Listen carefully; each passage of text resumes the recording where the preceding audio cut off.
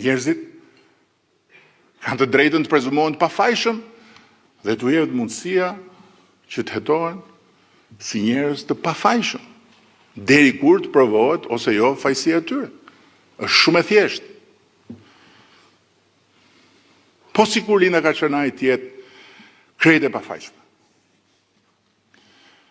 Dhe jo një kriminele, pjesë e një grupi të strukturuar, si personazhi që ka krijuar për të nguti, për të arrestuar dhe për të masakruar me bomba artizanale, tenxhere, duke i vënë në kurriz vila dhe makina, ndërkohë që jeton në shtëpi me qera, dhe që, siç mora vesh, as nuk e ngjet makinën, dhe s'ka një tillë. Çfarë fiton pastaj shteti dhe çfarë mesazhi marrin ata që duan të kontribuojnë për këtë shtet?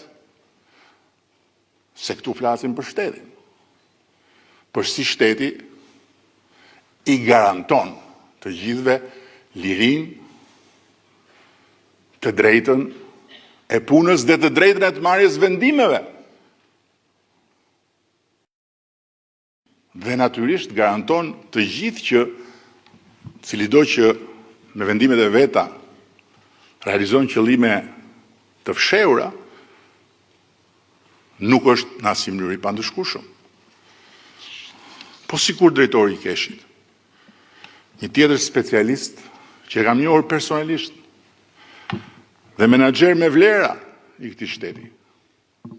Prej muajsh dhe ai në arrest shtëpie, për arsye që janë krejt paqarta për hir të vërtetës, tjeti pafajshëm. Kush fitoi dhe kush humbi në këtë mes?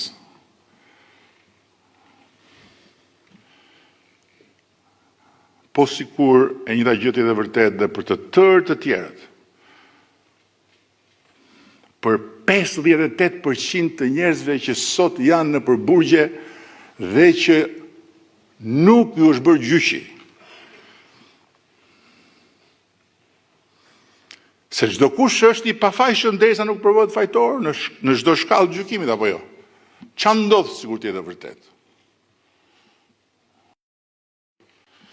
Po nga plot të pafajshmit tani që kanë kaluar eksperienca traumatike me prokurorinë e pavarur, kanë mbaruar punë, kanë dalë pafajshëm, ku janë sot?